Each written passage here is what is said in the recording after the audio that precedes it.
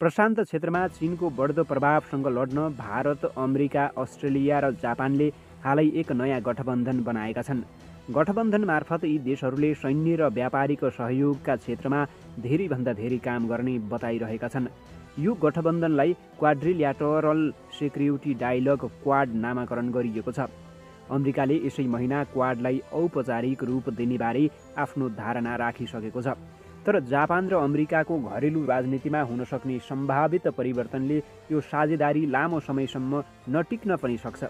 साथै पूर्वी लद्दाखको वास्तविक नियन्त्रण रेखामा जारी तनाव समाधान गर्न भारत र चीनबीच भइरहेको वार्ताले पनि क्वाडको प्रभावकारिता निर्धारण गर्नेछ। तर भारतलाई चीन विरुद्ध उकास्न अमेरिकाले निकै अघिदेखि नै प्रयास गरिआएको छ। सेप्टेम्बर महिनाको सुरुमै अमेरिकाका सहायक विदेश मन्त्री एवं उत्तर कोरियाका लागि अमेरिकाका विशेष प्रतिनिधि स्टिफन बेगनले क्वाड साझा हितमा आधारित गठबन्धन भएको बताएका छन्। साथै यसलाई औपचारिक रूप दिन अक्टोबर महिनामा नयाँ दिल्लीमै एक बैठक आयोजना गर्ने तयारी भइरहेको छ। स्टिफनको यो टिप्पणी भारत, जापान र अस्ट्रेलियाली राजदूतहरूबीच एक संयुक्त पहल सफल भएपछि आएको हो।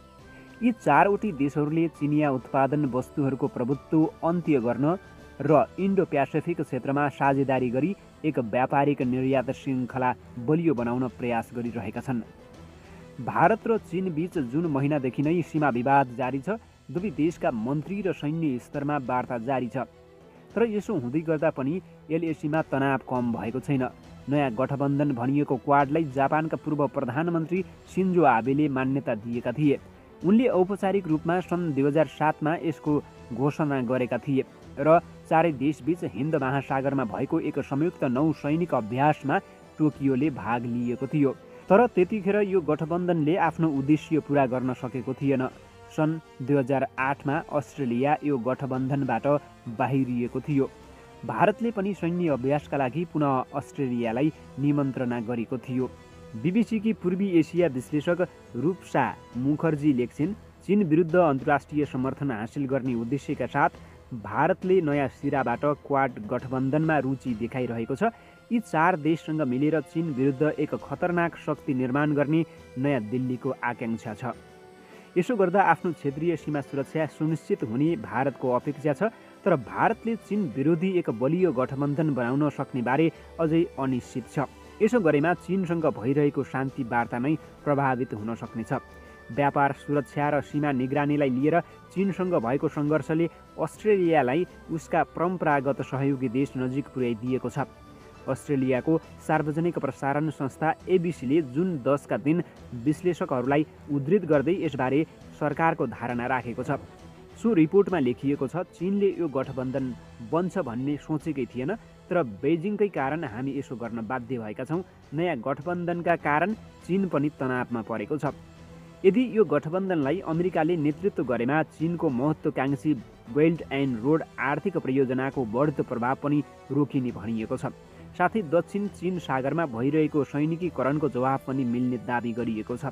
राजनीतिक पर्यवेक्षकका अनुसार यदि क्वाड गठबन्धनले औपचारिक रूप लिएमा अमेरिकी राष्ट्रपति डोनाल्ड ट्रम्पका लागि यो एक महत्त्वपूर्ण उपलब्धि हुनेछ।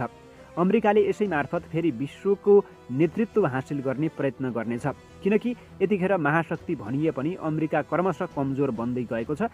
चीनको रफ्तारलाई उसले रोक्न त के भेट्न पनि सकिरहेको छैन।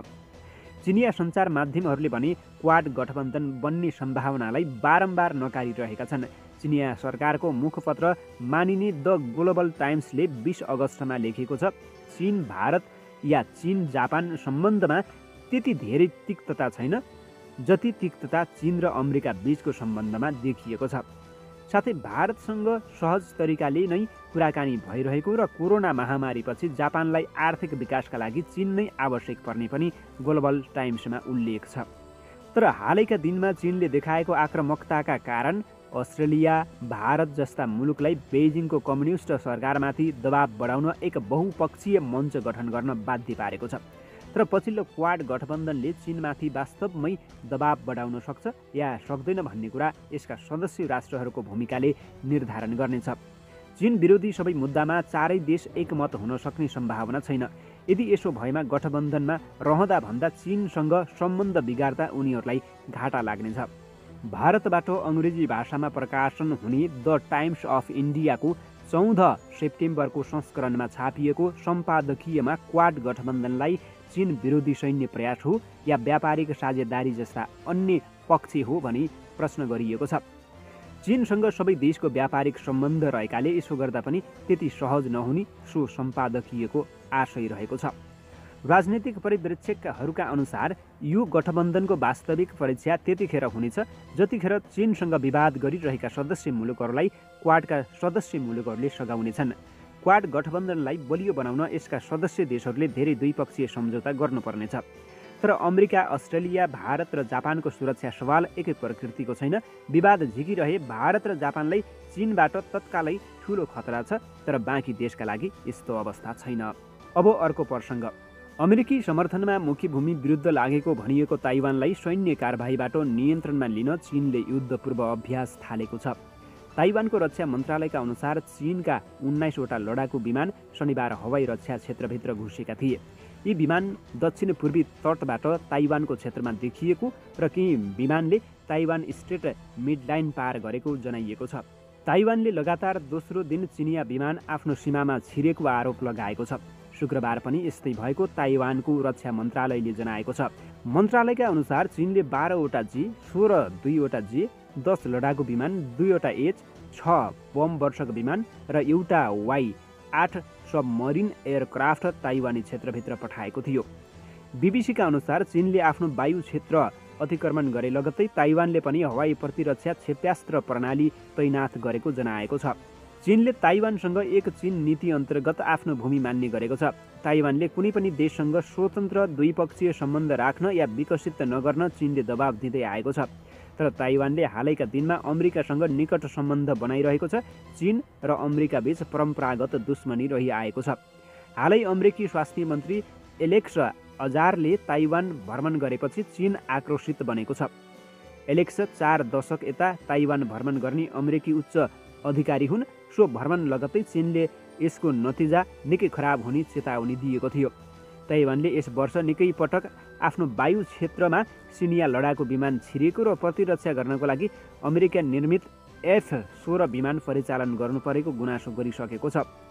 चिनिया अखबार द ग्लोबल टाइम्सले पनि शुक्रबार भएको हवाई ड्रिल ताइवान कब्जा गर्ने पूर्वाभ्यास भएको जनाएको छ।